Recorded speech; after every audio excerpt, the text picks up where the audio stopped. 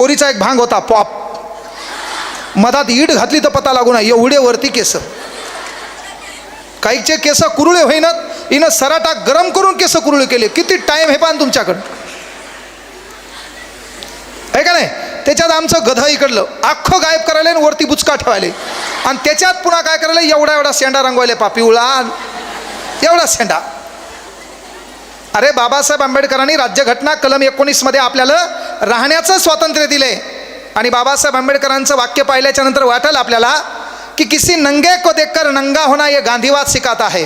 किसी नंगे को देखकर नंगा होना ये गांधीवाद सिखाता है, लेकिन किसी नंगे को देखकर सूट बूट में लाना ये आंबेडकरवाद सिखाता है. मग बाबासाहेबांनी राज्यघटनेच्या कलम 19 मध्ये तुला राहण्याचं स्वातंत्र्य दिलं, तर तुला वाटलं पाहिजे कसं राहावं. तू एवढे केस वाढवायला पुढं चालल्यावर बाकीच्या लोकांना वाटायला पोरगीच चालली कानू. केस बदल. काही काही दलिंदर भवाळील वस्तारा आणायलेत, नवीन प्रकार भवाळील वस्तारा, पॅन्ट पूर्ण फाटलेली. त्याला विचारलं काय फॅशन, आणि या झाकण झुल्याला फॅशनची स्पेलिंग येईन. फॅशन कहायला म्हणतात त्याची स्पेलिंग माहीत नाही, आणि हो डायलॉग कहायला फॅशन आहे म्हणा. आता एक नवीन पॅन्ट आली आहे ना, गुडघ्याच्या थोडी खाली, तेवढीच काय वापरतो, तसाच फिरणं सांड्यावानी. अरे आपण राहतोत कुठं, आपले संस्कार काय, आपलं चालूक आहे. आणि पोरींचे कपडे बदलले असेल तर पोरीनं नाही माईल हाणायचं. पोरीसोबत कपडे घ्यायला कोण जाते, माईल हाणायचं, टाईम लावून हाणायचं, पुन्हा पर्यायच नाही ना. तर मी काय म्हणलं, येड्या मुड्याच्या नादी लागायचं नाही. येडं कुठं बसलं पळसाच्या झाडावर, आणि तुमच्यासारखं एक शहाणं वरती जाऊ लागलं. वरच्या येड्याने विचारलं कुठं चालला, हे म्हणलं आंबा खायलो. वरचं येडं कोमात गेलं. त्याला वाटलं मला अख्खं गाव येडं म्हणते. त्यानं केस बिस हिंजाडले, झाड पळसाचं आहे म्हणला, आणि हे गध आंबा खायला वरती कसं काय आले. मी काय म्हणलं, लोकायला डावलता आलं पाहिजे. लोक आपली मजा घेतात ना, ती मजाक आपल्याला कळाली पाहिजे कशी आहे म्हणून. आणि मग झालं काय बाबा, हे तिथं गेलं. वरच्या विचारलं कुठं चाललाय, झाड पळसाचं आहे, हे म्हणलं आंबा खायला. वरचं येडं म्हणलं मला अख्खं गाव येडं म्हणते, मला मान्य आहे बाबा, अरे पण झाड पळसाचं आहे ना. ते म्हणलं थांब वरती येऊ दे. मग तुमचं 11वी-12वी हुशार लेकरू वरती झाडावर गेलं. झाडावर गेल्यावर फांदीला टेकन दिलं, आणि वरच्यानं विचारलं मायच्यान सांग वरी खायला आला. त्यानं म्हणलं आंबा खायला.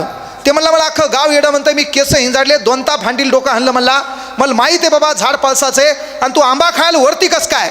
मग आपल्यासारख्या 11वी-12वीच्या हुशार पोरानं त्या येड्याच्या 2 कानाखाली वाजवले. म्हणला मी आंबा खिशात आणलाय, फक्त खायला वरती आलो. हे नमुने आपले लेकरं, हे काय आहेत आपले नमुने. आणि पोरी हो, तुम्ही नीट अभ्यास करायचा. तुम्हाला शिक्षणाची संधी कमी वयात आहे. वय वर्ष 25पर्यंत आपला बाप आपल्याला शिकू देत नाही आहे. आणि म्हणून गावातले लोक, भावकीतले लोक काय म्हणतील याचा विचार करावा लागतो. त्या काळात आपण शिक्षण घ्यायचं. जर आपण शिक्षण घेतलं नाही तर मग बाप तुला लग्नात सिलाई मशीन देतो, सिलाई मशीन लग्नामध्ये हुंड्यात, आणि मग तू नवरा शेतात कामाला जाणार. मग तू दिवसा काय चल द्यायचं, खटाड खुटूड खटाड खुटूड खटाड खुटूड. लगेच त्या घरावर पाठी येते, येथे पिकोफॉल करून मिळेल, येथे शेवाया काढून मिळतील, येथे पंजाबी ड्रेस शिवून मिळेल.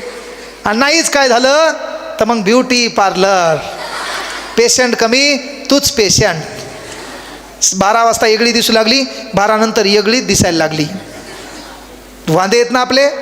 तर आपलं काम आहे, आपल्या बापाचं अस्तित्व आपल्याला बदलायचे. पोरिओ, 11वी-12वीला असणाऱ्या विशेषतः मुलींना विनंती आहे. पुण्याकडे मॅटर घडलं. एक पोरगी महाराष्ट्रात झालेल्या MPSC मध्ये RFO पोस्टला 5व्या रँकला येते, रेंज फॉरेस्ट ऑफिसर. वनज क्षेत्रपाल नावाची परीक्षा आहे. महाराष्ट्रातले कोटी लोक परीक्षा देतात. त्या परीक्षेमध्ये ती पोरगी महाराष्ट्रामध्ये 5व्या रँकवर पास होते. अरे 5व्या रँकवर पास झाल्यावर आपण कोणत्या भिकारचोटाच्या किती संपर्कात का राहायचं, त्याची लायकी काय, त्याच्यासोबत ती एखाद्या गडावर जाते, आणि त्या गडावर गेल्यावर तो भिकारचोट तिची हत्या करतो. तर याचं काम आपल्याला समजायला पाहिजे. आपल्यावर आपल्या बापापेक्षा या जगात कोणी प्रेम करत नाही. त्या बापाचा सन्मान आपल्याला जागवायचा आहे. त्या बापानं किती मोठं स्वप्न पाहिलं असेल, त्या बापाला किती भारी वाटलं असेल की माझ्या पोरीचं आता गावात आल्यावर जंगी स्वागत करायचे. माझी पोरगी क्लास 1 पोस्टला लागलेली आहे, त्या बापाचा किती मोठा सन्मान असेल. त्या पोरीचा सन्मान पाहण्या अगोदर त्या पोरीचं जर प्रेत घरी येत असेल तर त्या बापानं ते दुःख सांगायचं कोणाला, त्या माईनं ते दुःख सांगायचं कोणाला. आणि त्यामुळं तुमचा काळ आहे, आपण कोणाच्या संपर्कात आणि का राहावं. आपल्याला रस्त्यानं चालताना काही भांडुगुळं असतील, ताण देतील, त्रास देतील, तेव्हा आपला बाप खंबीर आहे, आपला बाप खंबीर आहे. आपल्या प्रत्येक समस्येवर मात करण्यासाठी आपला बाप आहे. कोणी असे ऐरे गैरे नथू खैरे ताण द्यायले बिंदास्त 8 ते 10 मध्ये. आणि पालकांना एक विनंती आहे, पालकांना कळकळीची विनंती आहे, 8 ते 10 मध्ये तुमचं काम आहे. इथं बसलेल्या शिक्षकांना पण विनंती आहे, कारण शिक्षकाला छान शब्द आहे पहा, मास्तर. मराठीमध्ये शिक्षकाला छान शब्द आहे मास्तर. आणि मास्तर म्हणजे काय, आईच्या स्तरावर जाऊन विद्यार्थ्याची गरज लक्षात घेऊन माझ्या स्वतःच्या लेकराला भविष्यात काय बनवायचे हे वर्गात जाऊन स्वतःचे लेकरं समजून रक्ताचं पाणी करून शिकवण्याचा प्रयत्न करतो, तो खरा मास्तर.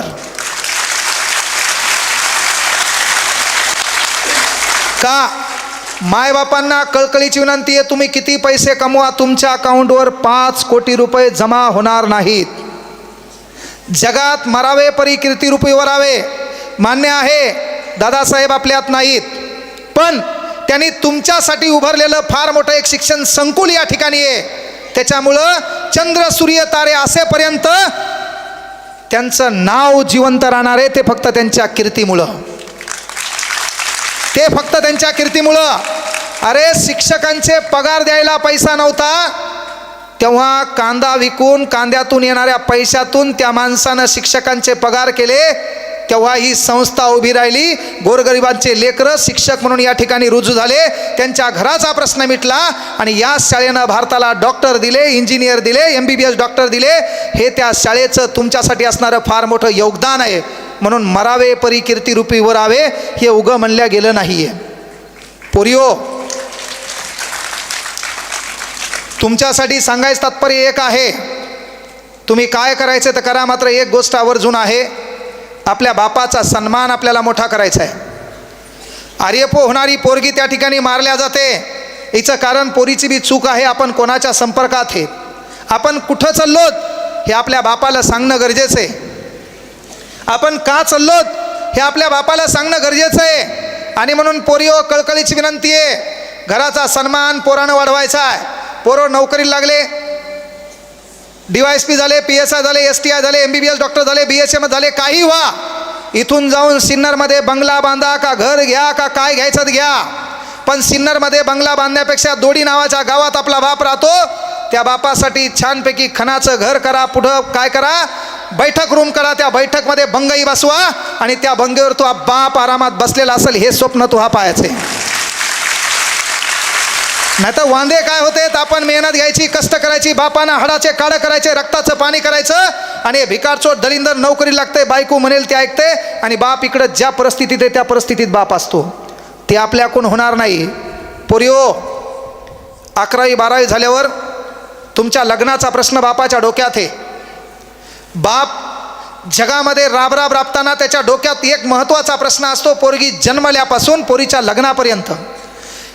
जेव्हा तुला काही पाहुणे पाहायला येतील आणि पाहुणे पाहायला आल्यावर तू हा डाटा जाईल, फोटो पाहिल, फोटो पाहिल्यावर पाहुणा पाहायला येईल, नवरा पाहायला येईल, आणि तो नवरदेव पाहायला आल्यावर तुझ्या गुणामुळं, त्या दिसण्यामुळं जेव्हा तो तुला नाकारतो का की आम्हाला ही पोरगी करायची नाही, नंतर गेल्यावर सांगतो, जेव्हा तुला एखादा नवरदेव तू पसंत नाही, नापसंत आहे म्हणून फोनवर कळवतो, तेव्हा झालेली फक्त वेदना तुझ्या बापाला विचारायची. तुला पाहुण्यांनी नाकारले, लग्नासाठी नकार दिलाय, का दिलाय याचं एक उदाहरण फक्त बापाकडे जाऊन पाहायचं. तेव्हा बाप आपला दिवस रात्र जळत असतो की माझी पोरगी, माझी लक्ष्मी आज यांनी का नाकारली असेल. तेव्हा तो बाप आपला जळत असतो. तुला काही वाटलं नाही, एक पोरगा आलं, पाहिलं, निघून गेलं, त्यानं रिप्ले दिला नाही, त्याने रिप्ले बापापाशी कळवला, काहीतरी कारण सांगितलं, आपल्या सौंदर्यामुळं, आपल्या वागण्यामुळं, आपल्या चालचलनमुळं, आपल्या घरच्या परिस्थितीमुळं, एखाद्या भिकारचोट नातेवाईकांनी, पाहुण्याने आपल्याला नाकारलं. तेव्हा आपलं काम आहे, अभ्यास करा, मेहनत घ्या, PSI व्हा, लाख पोराची रांग लागेल आपल्या बापासमोर पोरगी मला द्या म्हणून. डेप्टी कलेक्टर व्हा, कलेक्टर लोकांची लाईन लागल, तुमची पोरगी आम्हाला देता का. आज आपल्याकडे काहीच नाही, आपल्या बापाकडे काही नाही, आपल्या बापाचं अस्तित्व कोणी मानणार नाही. म्हणून एक विनंती आहे, तुमच्या लग्नाचा प्रसंग आहे, तुमच्या लग्नाच्या कालावधीत बाप हयातीमध्ये जेवढा पैसा आहे तेवढा पैसा जमा करतो आणि एका दिवसात आलेला पैसा जगासाठी, गावासाठी, गावातल्या लोकांसाठी, मान सन्मानासाठी सर्व पैसा आपला बाप उडवतो. तो क्षण आहे तुझ्या लग्नाचा. तो लग्न होणार आहे, त्या लग्नाच्या कालावधीमध्ये आलेला पैसा तो बाप लग्नामध्ये खर्च करणार आहे.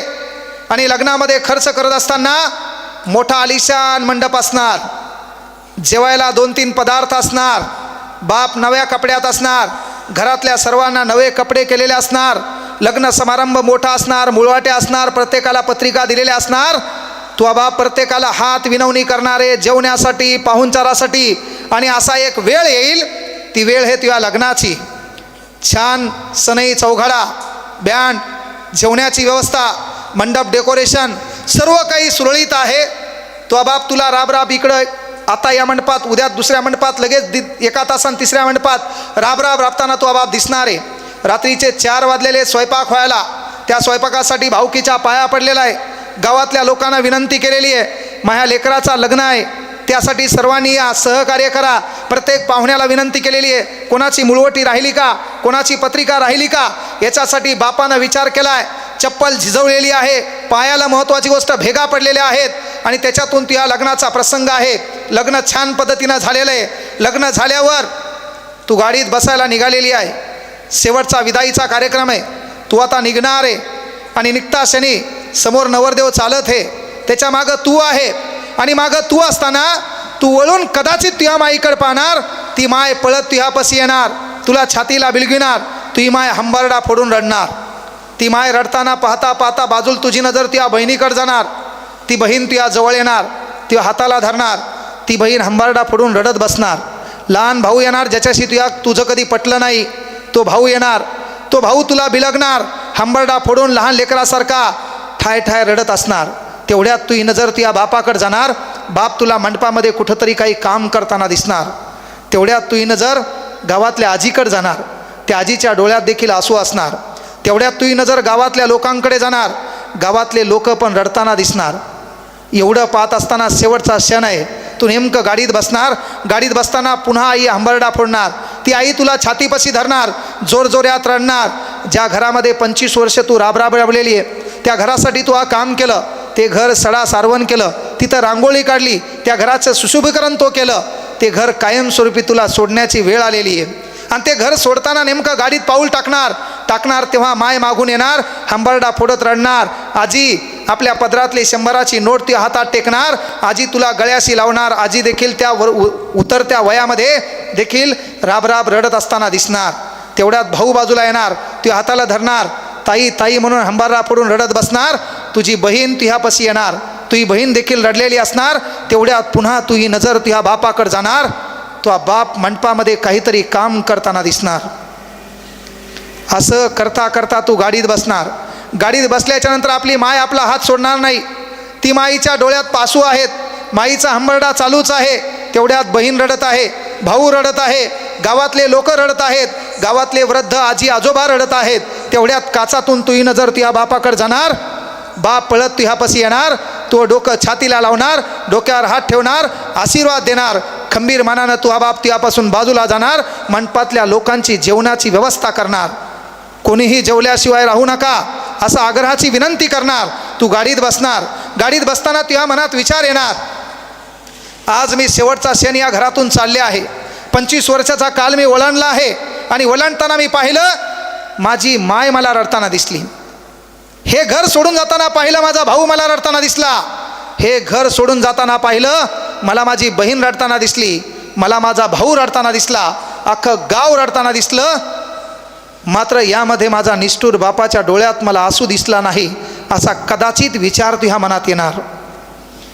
तू सासरवाडीत पोहोचणार, त्या ठिकाणी हे दुःख तू विसरून जाणार, त्या ठिकाणच्या सुखदुःखामध्ये तू सामील होणार. रात्रीचे 10-10:30 वाजणार. तो बाप मंडपात येणार आणि मंडपात आल्यावर तो बाप त्या स्वयंपाक्याला बोलवणार की बाबा तुझे किती पैसे झाले, उद्या माझ्याकडे असतील का नाही यात शंका आहे. तो बाप त्या स्वयंपाक्याचे पैसे देणार. तो बाप मंडपावाल्याला बोलवणार, दादा तुझे किती पैसे झाले, उद्या माझ्याकडे पैसे असतील का नाही यात शंका आहे. तो बाप त्या मंडपावाल्याचे पैसे देणार, तो बाप किराणा दुकानदाराकडे जाणार, तुझे किती पैसे झाले त्याचे पैसे तो बाप देणार, बँडवाल्याचे पैसे तो बाप देणार. ज्या सावकाराप्रमाणे तुझ्या बापाचा खिस्सा सकाळी फुल भरलेला होता तो बाप आपला भिकारी होणार. कंगाल होऊन आपला बाप घरी जाणार. रात्रीचे 11 वाजलेले असणार. जी माय तुहा रडतानी पाहिली ती माय झोपलेली असणार. जो भाऊ तुहा रडतानी पाहिला तो भाऊ झोपलेला असणार. जी बहीण तुहा रडतानी पाहिली ती बहीण झोपलेली असणार. आजी आजोबा झोपलेले असणार. ज्या गावाच्या डोळ्यात तुहा पाणी पाहिलं होतं ते गाव झोपलेलं असणार. रात्रीचे 11 वाजता तो बाप कोणी उठणार नाही म्हणून दरवाजाची कडी आल्हादी उघडणार. बाप घरात जाणार. घरामध्ये गेल्याच्या नंतर तो बाप तुझी जी रूम आहे त्या रूममध्ये जाणार. मग त्या रूममध्ये तुला कुठलं तरी पारितोषिक भेटलेलं आहे, कुठलं तरी प्रमाणपत्र भेटलेलं आहे. शाळेची तुझी बॅग आहे, तुझा पंजाबी ड्रेस आहे, तुझी शाळेतली वही आहे. त्या वहीला, त्या पंजाबी ड्रेसला, त्या शाळेतल्या प्रमाणपत्राला, तुला भेटलेल्या शाळेतल्या ट्रॉफीला तो बाप हात लावणार. जो बाप तुला निर्भीड त्या मंडपात दिसला होता तो बाप त्या घरामध्ये लहान लेकरासारखा ढसा ढसा रडलेला असणार. म्हणून येणाऱ्या काळात आपला बाप रडणार नाही याची काळजी पोरीने घ्यायची, ही कळकळीची विनंती आहे.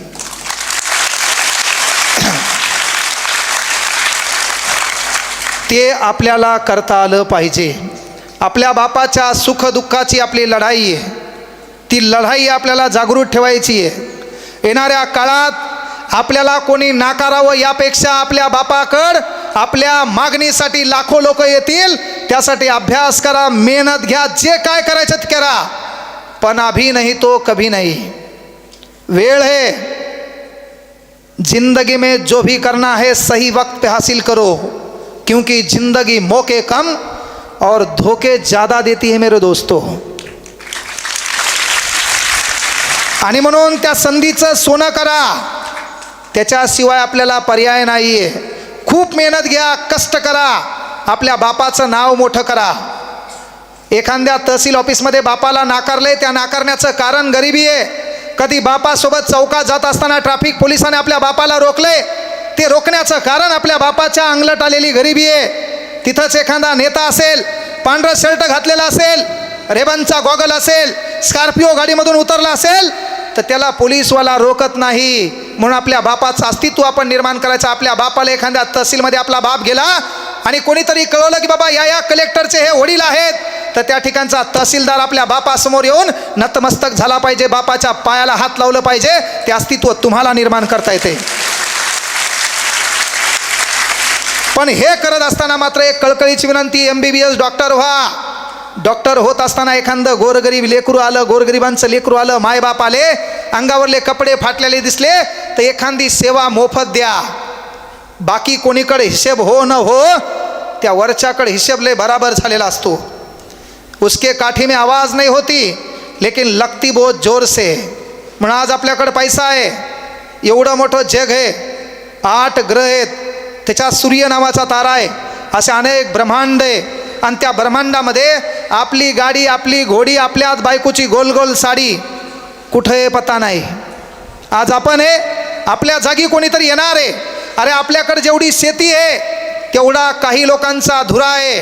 म्हणून ज्या लोकांच्या जीवावर आपण मोठं होणार आहेत त्या लोकांना विसरू नका. काळ वेळ सांगता येत नाही. आज आपण इथं बसलोत, उद्या पुन्हा बसण्याची संधी आहे का नाही माहीत नाही आहे. आज आपण घरी जाऊत तर घरी जाईपर्यंत आपलं काय खरं आहे काय खोटं आहे काही सांगता येत नाही. करता करविता परमेश्वर आहे, त्याचे उपकार माना की आपल्याला त्यानं ईश्वर दिले. देणाऱ्याने देत जावे, घेणाऱ्याने घेत जावे, घेता घेता देणाऱ्याचे हात घ्यावे. म्हणजे देण्याची जी प्रवृत्ती आहे ती आपल्याकडून देता आली पाहिजे. निलेश दादाला विनंती आहे, तुमच्या इथं काही गोरगरीब लेकरं असतील ज्यांचे आईवडील वारले असतील कोरोना कालावधीमध्ये आणि त्या लेकराला शिक्षणाची व्यवस्था आहे, त्याला तिकडं येता येत नसेल तर आपल्याकडं VK क्लास नावाचा ॲप आहे. त्या ॲपमध्ये त्या गोरगरिबांच्या लेकरांना मोफत शिक्षणाची सुविधा मी उपलब्ध करून देतो. हा शब्द या ठिकाणी द्यायलो, कारण ते काम आहे आपलं. आपला शेवट आपल्याला माहीत नाही, उद्या काय होईल आपल्याला माहीत नाही आहे. आणि मग कोणी मेल्याच्या नंतर भावपूर्ण श्रद्धांजली, त्याचं स्टेटस, शोक सभा, त्याच्या घरी भेट बीट काही नाही. जिवंतपणी लोक आपल्या कामा पडले पाहिजे. मेल्यावर तर कोणी डायलॉग मारतील, मेल्यावर कोणी बोलतील, मेल्यावर कोणी रडतील, मात्र जिवंतपणे आपण एकमेकाला साथ देसाल. कारण तो माणूस मेल्याच्या नंतर कोण रडतंय हे पाहायला तो नाहीये, कोणा आपल्याला किती त्रास दिला याच्या यातना त्यानं सहन केलेल्या आहेत. आणि म्हणून जिवंतपणे त्या लोकांच्या यातना सहन करण्यापेक्षा त्याला साधबाना आधार द्या, कारण या देशाला परिवर्तनाची गरज आहे. एखाद्या व्यक्तीला भूक लागली, त्यानं तुम्हाला 10 रुपये मागितले, तुम्ही त्याला विचारलं कसं काय, त्यानं सांगितलं भूक लागली आहे, मला समोसा खायचा आहे. पण उद्या पुन्हाही त्याला भूक लागणार आहे, उद्या पुन्हाही त्याच्या पोटाचा प्रश्न निर्माण होणार आहे. आणि म्हणून कायमस्वरूपी पोटाचा प्रश्न मिटवण्यासाठी त्याला एखादा उद्योगधंदा टाकून उद्योगाला लावून त्यानं त्याचं घर चालवलं, ते याला परिवर्तन म्हणतात. या देशातल्या शेतकऱ्यांना शेतीसाठी कर्ज लागते आणि भिकारचोट सरकार एखादं कर्ज देत असेल तर ते सरकार उपकार करत नाही. तर या देशातल्या शेतकरी कष्टकरी शेतकऱ्यांना मायबापांना कर्जच मागण्याची वेळ येणार नाही, ही व्यवस्था सरकारनं निर्माण करणं त्याला परिवर्तन म्हणतात. त्याची सध्या देशाला गरज आहे. अलीकडं तुम्ही पाहिलं असेल, टमाट्याचा भाव वाढला म्हणून अनेक भिकारचोट त्याच्यावर डायलॉग मारायलेत. टमाट्याचा भाव वाढला म्हणून अनेक भिकारचोट त्यांच्यावर डायलॉग मारायलेत. अरे तुम्ही खाऊ नका, तुम्हाला रोग हो द्या, मरू द्या तिकडं. कुठंतरी टमाट्याला भाव आला आणि आमचा शेतकरी जरासा सुधारणार आहे, त्यावेळेस तुमच्या पोटात दुखायला लागलं. तुमच्या पगारी वाढल्या, चालतंय. मेडिकलमध्ये केवढ्याची गोळी केवढ्याले माहीत नाही आहे. कॉन्ट्रॅक्टरनं अख्खे रोडच्या रोड गायब केले. नेत्यांचं काय लुटायचं ठेवलं तेवढं लुटलं. आणि मग या कालावधीत शेतकऱ्यांना थोडा आधार भेटत असेल, त्यांच्या कुठंतरी पिकाला, त्याच्या भाजीपाल्याला थोडाफार भाव येत असेल, तर आपण मोठं झाल्यावर आपली बायको सोबत असताना, तू नोकरीला आहे तेव्हा आपल्या बायकोनं जर मेथीच्या जुडीचा भाव जर केला, रपकन तिच्या कानाखाली वाजवायची. त्या शेतकऱ्याची व्यथा आपल्याला कळली पाहिजे.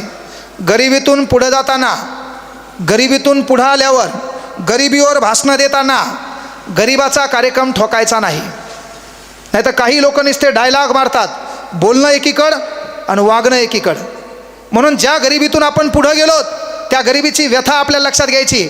आणि एक गोष्ट लक्षात घ्या, गरिबीचं भांडवल पण बनवायचं नाही. तो काहीच खरं नाही ना, तुला धतुरा कोणी मदत करणार नाही. आज तो काहीच खरं नाही आहे. तुला शिकण्याची इच्छा आहे, सर्व काही तुझ्यात क्वालिटी आहे, तुला कोणी साथ देणार नाही. एकदा तू सक्सेस होय, लाख लोक तुझे नातेवाईक सांगणार हे आमचा नातेवाईक आहे. 19 एप्रिल 2000ला माझी आई वारलेली आहे. 19 एप्रिल वर्ष 2000ला माझी आई वारलेली आहे. मला 2000 ते 2004च्या जून जुलैच्या कालावधीत 10वीचा निकाल लागला होता. मला सावत्राईनं सकाळी एकदाही शाळेत डबा दिला नाही. मी कधी माझ्या बापाला बोललो बी नाही. पण जेव्हा मी त्या शाळेतून पहिला आलो विशेष प्रावीण्यामध्ये, तेव्हा भाषणात मात्र मी बराबर बोललो. नंतर माझ्या बापाला कळालं की यार आपलं काम होतं थोडंफार लेकरांकडे लक्ष देण्याचं.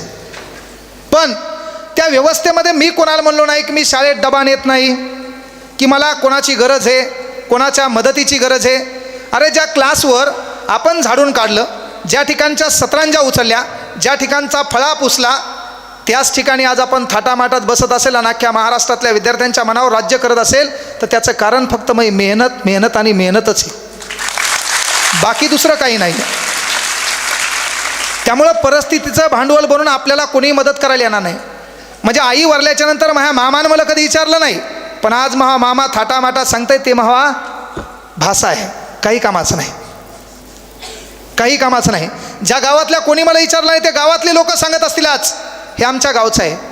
कारण कामयाबी में दुनिया तुम्हारे साथ होती है, जब तुम नाकामयाब होते हो तो पूरी दुनिया तुम्हारे खिलाफ होती है. काय करायचं तर करा, वेळ गेलेली नाही, त्या संधीचं सोनं करा, मेहनत घ्या. मी परिस्थितीचं भांडवल केलं नाही. पायात पॅरेगॉन चप्पल असताना मी ऑडिट न करून सुपर मार्केटला क्लासला बी जात होतो ना, तर तेव्हा जाताना बी कोणाला म्हणलं नाही मला लिफ्ट दे, मला इथपर्यंत सोड. स्वाभिमान जागृत होता. आनेवाला वक्त कुछ तो बदल सकता है. एवढ्या गरिबीतून मी फॉरेस्टमध्ये नोकरी लागलो, तिथे गेल्यावर पण एक स्वाभिमान होता, आपल्याला व्हायचे मास्तर. वेळ दिवस खालीवरी होतील पण आपल्या स्वप्नात कॉम्प्रोमाइज करायचं नाही. आणि एकच वाक्य मला आठवत होतं, का नोकरी सोडायची आहे? कारण सही समय पे तय कर तुझे करना क्या है. सही समय पे तय कर तुझे करना क्या है, नहीं तो समय तय करेगा तेरा करना क्या है. मला एक गोष्ट खटकली, तिथून आपण इथं आलो. इथं आल्यावर नोकरी करत असताना नोकरी सोडलेली आहे, इथं क्लास लोकांकडे 2-3 वर्ष का घातला? आपलं नाव लोकायला माहीत होऊ द्यावं लागेल. आपण क्लास घेतो ते कळू द्यावं लागेल. तिथंही आपल्याला पाहिजे तो रिस्पॉन्स भेटला नाही. कोरोना कालखंड आला आणि कोरोना कालखंडामध्ये एका व्हिडिओनं आपलं आयुष्य बदललंय. कारण जिंदगी 1 मिनट में बदलती नहीं, जिंदगी 1 मिनट में नहीं बदलती, लेकिन 1 मिनट में लिया हुआ फैसला पूरी जिंदगी बदल देता है मेरे दोस्तों. 1 मिनिटात घेतलेल्या विचारानं आपलं अख्खं आयुष्य बदललं. ही तर आपली सुरुवात आहे. आणि म्हणून गोरगरीब लेकरांना विनंती, अरे परिस्थितीचं भांडवल करायचं नाही. परिस्थिती वाईट आहे. तुमच्यापैकी मी काय म्हणलं, 4 वर्ष कोणाच्या आयुष्यात तो वेळ आला असं नाही की ज्याला डबा माहीत नाही. माझ्या मित्रांनी डबा आणाव पाळीवाळी, माझ्या मित्रांनी मला पाळीवाळी डबा आणाव. त्याच्यामध्ये शशांक देशमुख आहे, परवीन घुले आहे, आनंदा कांगणे आहे, पंढरी कुटे आहे, व्यंकटेश पतंगे आहे, सचिन हजारे आहे. हे पोरं पाळीवाळी माझ्यासाठी डबा आणायचे. का? आज इथं आपण जाहीर याच्यात नाव घ्यायलो, पण का? ते करत असताना मी परिस्थितीचं भांडवल केलं नाही. का? माझी लढाई माझ्यासोबत होती. मला लोकायला डायलॉग मारला असता त्यावेळेस मला कोणी मदत केली नसती. आज मी म्हणलं परभणीत मला 1 कोटीची गरज आहे, लोक देतील का? आपला सध्याचा झगामागा पाहून. जुन्या काळात एका चपलावर आपण चालवत होतो तेव्हा कोणी लिफ्टही दिली नाही, कोणी विचारले नाही. सहज मी या रोडनं बी चालवत, आज 1,00,000 गाड्या थांबतील, सर मी सोडतो बाबा. तो काळ, त्या काळात आपलं कोणी नसतंय. त्या परिस्थितीमध्ये एकच गोष्ट लक्षात ठेवायची आहे, अय बुरे वक्त, वेळ वाईट आहे. त्या वाईट वेळेला म्हणायचं, एकांतात उभं राहायचं, आकाशाकडे नजर मारायची आणि त्या आकाशाकडे पाहून म्हणायचं, अय बुरे वक्त जरा अदब से पेशा, अय बुरे वक्त जरा अदब से पेशा, वक्त भी कहाँ लगता है वक्त को बदलने के लिए. अरे सीढ़ियाँ उन्हें मुबारक हो जिन्हें छत तक जाना है, मंजिल तो हमारी आसमां है, रास्ता खुद बदलना है, रास्ता खुद बदलना है. मला माझा विश्वास होता, मला काय येतंय याचा मला विश्वास होता. आमच्या परभणीमध्ये क्लास घेत असताना एका गणिताच्या मास्तरानं मी मजाक घेतली होती, तुम्हाला तुमच्या ज्ञानावर, तुमच्या कर्तृत्वावर कॉन्फिडन्स असला पाहिजे, कॉन्फिडन्स असला पाहिजे. कॉन्फिडन्स नसेल तर तुम्ही जगात काहीच करू शकत नाही. एका शिक्षकानं निलेश भाऊ मी मजाक घेतली, तुमचं एज्युकेशन काय? मी म्हटलं BA DEd. तुमचं एज्युकेशन काय आहे? मी म्हटलं BA DEd. म्हणजे DEd झाल्यावर मी मुक्त विद्यापीठामध्ये BA केलंय. वर्षाला एकदा परीक्षा द्यायची. कोणते विषय होते मला माहीत नाही. मी 10वी 12वी DEd तिन्ही वेळा मरेतक कॉफ्या लिहून पास झालेला विद्यार्थी आहे. कॉफ्या मरेतक म्हणालो, मग हात दुखू लागला तरी मी लिहिले. एवढे पुस्तकं माझ्यासमोर होते. तेवढ्यातून मी पास होऊन इथं आलो. मसड हेकणी असो, मोडकी असो, शपथ तुटलेली असो, दूध द्याली ना दुधाशी मतलब. मी काय होतो कसा होतो काही घेणं नाही, पण तुमच्या एवढ्या लेकरांसमोर मी कॉपी सेंटरवरून पास होऊन तुम्हाला भाषण द्यायलो, हे माझ्या जीवनातलं फार मोठं सक्सेस आहे. हे माझ्या जीवनातलं काय आहे? सक्सेस आहे. म्हणून सध्या तुम्ही याच्या अगोदर काय होता, कसे होता, तुमची परिस्थिती काय, तुमचा बाप काय, तुम्ही कोणत्या शाळेत, धतुरा लोकायला घेणं नाही. सध्या तुम्ही कोणत्या पोझिशनला आहेत, सध्या तुम्ही कोणत्या पोझिशनला आहे याला लोक सल्यूट मारतात. काल कार्यक्रम झाला आमचा, माननीय कैलास पाटील आमदार आहेत, त्याच्या बाजूला मोहा क्लास असताना माझी लायकी होती पोच द्यायची. आज आमदार नाही, येणाऱ्या काही काळात मुख्यमंत्र्याच्या बाजूला मी बसल, येईल एखादा कार्यक्रम तसा मी. येणाऱ्या काही काळात फॉरेन कंट्रीला मी जाईल निस्ता फिरायला, ती बी काळ आपल्या नशिबात येईल. कारण सुरुवात आहे ना, ही जस्ट आपली सुरुवात आहे. वय वर्ष 35 चालू आहे, आणखी काही आसमान बाकी है, जस्ट सुरुवात है. कई हार बाकी है, कई जीत बाकी है, कई हार बाकी है, कई जीत बाकी है, मेरे जिंदगी का कई सार बाकी है. यहाँ से कर ली है मैंने मेरी शुरुआत, ये तो जिंदगी का एक पन्ना था, अभी तो मेरी पूरी किताब बाकी है, अभी तो पूरी किताब बाकी है. ही जस्ट सुरुवात आहे. आणखी तर लय काही करायचं राहिले. पण ते करत असताना आपण मंदिराच्या दर्शनाला जात असताना ज्या पायऱ्याचा आधार घेऊन पुढे गेलो, उतरताना त्याच पायऱ्याने आपण उतरणार आहोत. म्हणून ज्या लेकरांच्या भरोश्यावर, ज्या पालकांच्या भरोश्यावर, ज्या कष्टकरी शेतकऱ्यांच्या भरोश्यावर मी मोठा झालोय, माझं काम हे मला त्यांना विसरता येणार नाही. नाही तर कित्येक लोक आहेत रातोरात स्टार झाले, दुसऱ्या दिवशी बर्बाद झाले. रानू मंडल, रातोरात. तुम्हाला ते स्टारडम टिकवता आलं पाहिजे. आजही अमिताभ बच्चनचं नाव पहा, 132 ॲड आहे त्याच्याकडे. ज्या माणसाला त्याच्या आवाजामुळं नाकारलं होतं, तो माणूस वयाच्या 80 वर्षी काम करतो, त्या कामाचा मोबदला घेतो आणि फिल्म इंडस्ट्रीवर आज बी राज्य करतो, हे फक्त त्याच्या कर्तृत्वामुळं.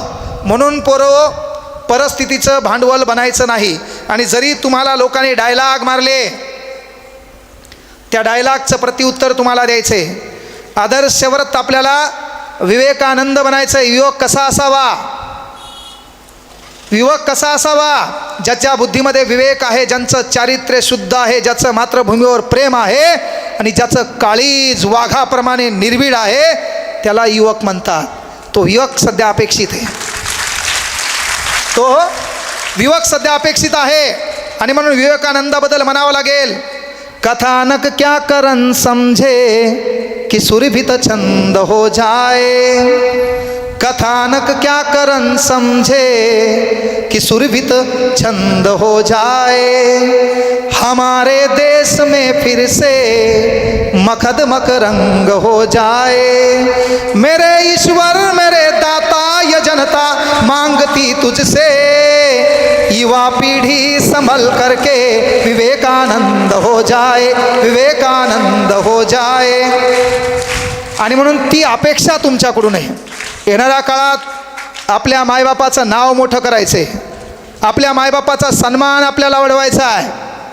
काय करायचं ते करा. आपल्या गावात एखादा कार्यक्रम आहे, त्या कार्यक्रमात गावाचा सरपंच बसवला जातो, गावातला प्रशासकीय अधिकारी बसतो आणि आपला बाप कुठंतरी खाली बसलेला असतो. तर इथून पुढं आपल्यामुळं आपल्या बापाला स्टेज उपलब्ध झालं पाहिजे.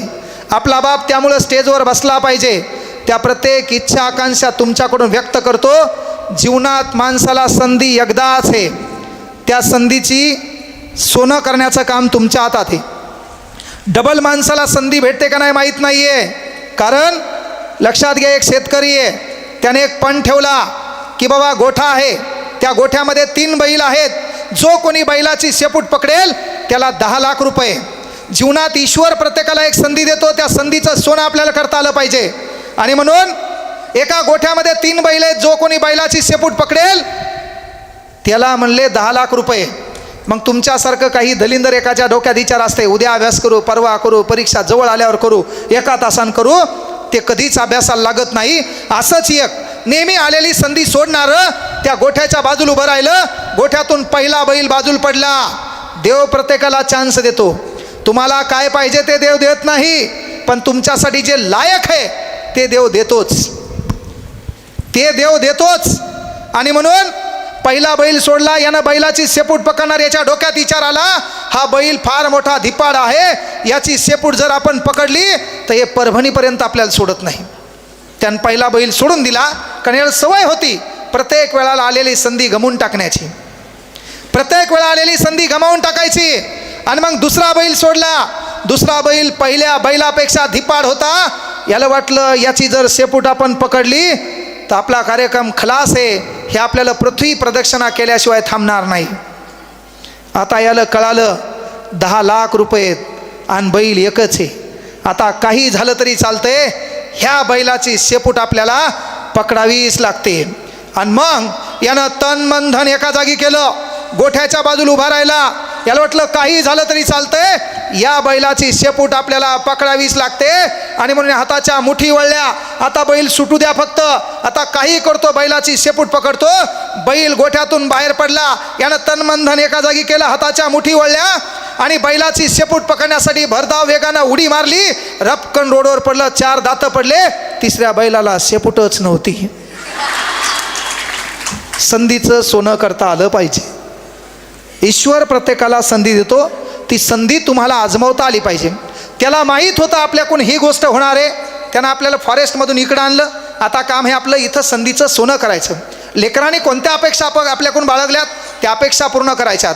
आणि म्हणून त्या पूर्ण अपेक्षा करण्यासाठी तुमच्या लहान लेकरांचे, तुमच्या आईवडिलांचे, इथं वडीलधाऱ्या मंडळीचे आशीर्वाद सदैव माझ्या पाठीशी असतील, अशी एक अपेक्षा या ठिकाणी करतो. येणाऱ्या काळात निलेश दादासाठी एवढंच म्हणेल की जे जे तुम्हाला हवंय ते ते तुम्हाला मिळो, जे जे तुम्हाला हवंय ते ते तुम्हाला मिळो. भाग्यवान शब्दाचा अर्थ तुमच्याकडे पाहून इतरांना कळो. भाग्यवान शब्दाचा अर्थ तुमच्याकडे पाहून इतरांना कळो. आणि इथं बसलेले जे लहान लेकरं आहेत त्यांच्यासाठी हो पुरी हर ख्वाहिश आपकी, हो पूरी हर ख्वाहिश आपकी, मिले खुशियों का जहां आपको, तुम मांगे आसमान से एक तारा, तो भगवान दे तुमको जहां सारा, भगवान दे तुमको जहां सारा. या सर्व लेकरांचे हृदयरूपी आशीर्वाद पाठीशी घेऊन या ठिकाणी रजा घेतो. मला या ठिकाणी बोलण्याचं आणि सर्वात महत्त्वाची गोष्ट 35व्या पुण्यस्मरणानिमित्त, त्यानंतर की बाबा आपल्या शेतातल्या पिकामध्ये पिकणारं पीक त्याच्यातून शिक्षकांचा पगार करणारं एक आदर्श नेतृत्व दादा पाटील केदार यांना भावपूर्ण श्रद्धांजली हृदयाच्या तळापासून अर्पण करतो. इथं बसलेल्या तमाम लेकरांना, लेकरांच्या पालकांसाठी जे जे स्वप्न असतील ते स्वप्न पूर्ण व्हावे असं ईश्वर प्राप्ती साकडं घालतो. आणि ज्यांच्यामुळं या महाराष्ट्राचा स्वाभिमान आणि जिथं स्वाभिमान दाखवण्यासाठी जो ग्रंथ या देशाला अर्पण करणारे महामानव या दोघांच्या नावांचा जयघोष करतो. थांबतो या ठिकाणी. छत्रपती शिवाजी महाराज की